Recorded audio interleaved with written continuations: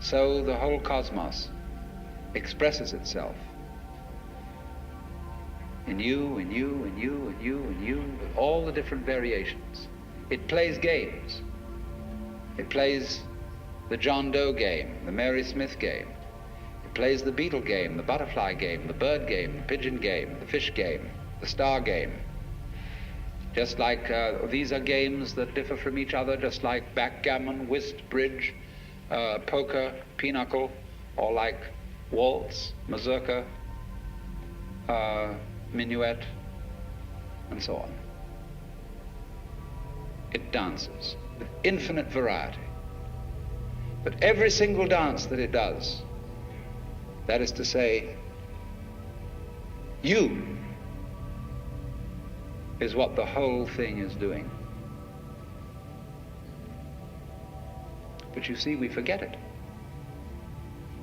We don't know. We've been brought up in a special way so that we are unaware of the connection, unaware that each one of us is the works, playing it this way for a while. And so we have been taught to dread death as if that were the end of the show. It won't happen anymore. And therefore to be afraid of all the things that might bring about death, pain, sickness, suffering. And if you don't know, you see, if you're not really vividly aware of the fact that you are basically the works, you have no real joy in life. You're just a bundle of anxiety mixed up with guilt.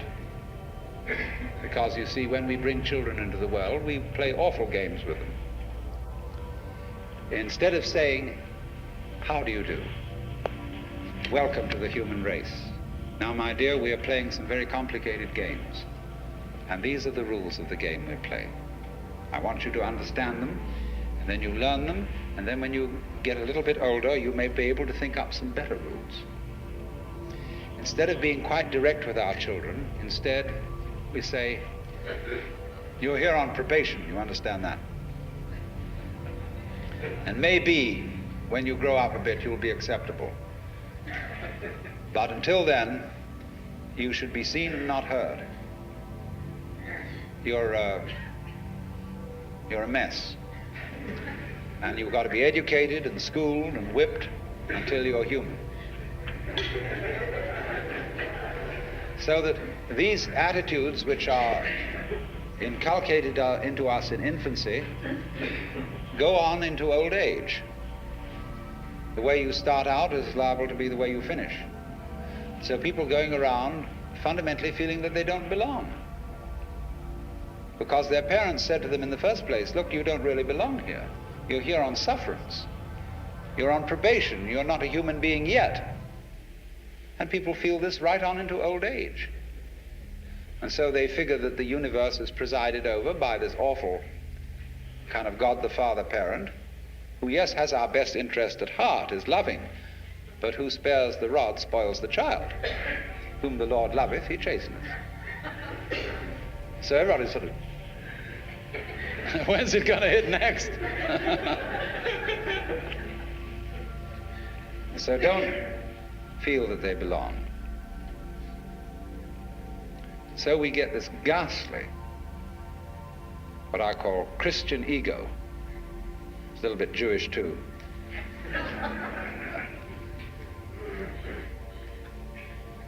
Who really feels that he's homeless, he's an orphan. Even the Christians say we are sons of God by adoption and grace. Not real sons, but by adoption and grace and sufferance. And so comes this sensation, you see.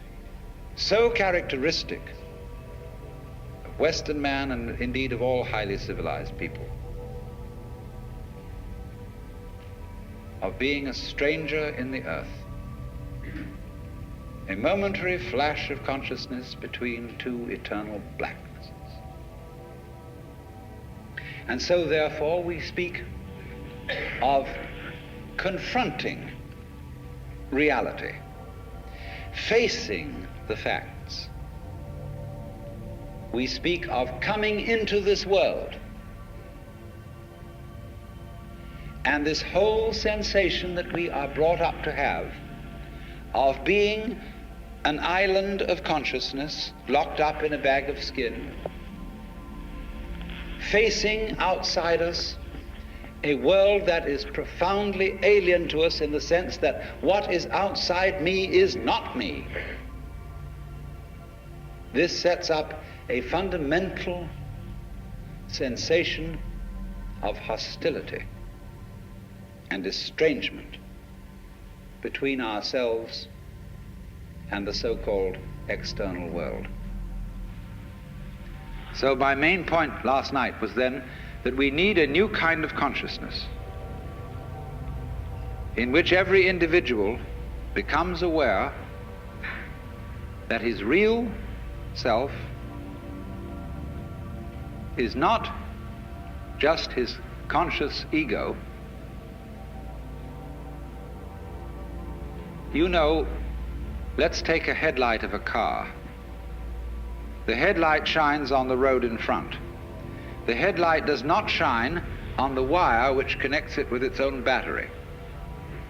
So in a way, the headlight is unaware of how it shines. And in the same way, we are unaware of the sources of our consciousness. We don't know how we know.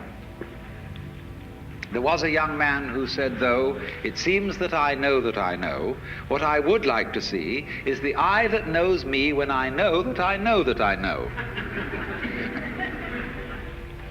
And so we are ignorant of, we ignore, it doesn't come within the scope of our attention how it is that we manage to be conscious, how it is that we manage to grow our hair, to shape our bones, to beat our heart, and to secrete all the necessary fluids that we need from our glands. We do it, but we don't know how we do it. Because you see, underneath the superficial self, which pays attention to this and that, there is another self, more really us than I. And if you become aware of that unknown self, the more you become aware of it, the more you realize that it is inseparably connected with everything else that there is. That you are a function of this total galaxy bounded by the Milky Way, and that furthermore this galaxy is a function of all other galaxies. And that vast thing that you see far off with telescopes, and you look and look and look, one day you're going to wake up and say, why, that's me.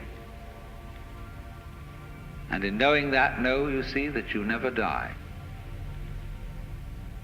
That you are the eternal thing that comes and goes, that appears now as John Jones, now as Mary Smith, now as Betty Brown, and so it goes forever, ever, ever.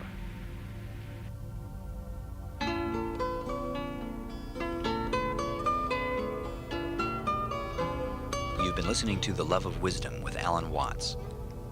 For a cassette copy of this program, call 1-800-969-2887, which is 1-800-WO-WATTS, or send $10 with your name and address to the Electronic University, P.O. Box 2309, San Anselmo, California, 94979. When you write, please include the name of your local station. Ask for tape number 1, Myth of Myself. You'll also receive the program Who Am I?, which is included on the tape.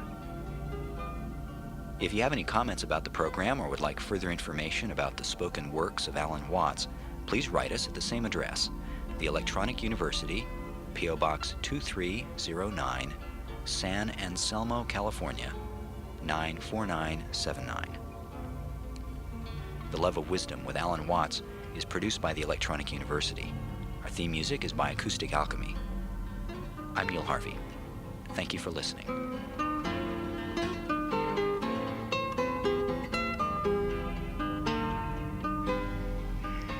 Most of us are brought up to feel that what we see out in front of us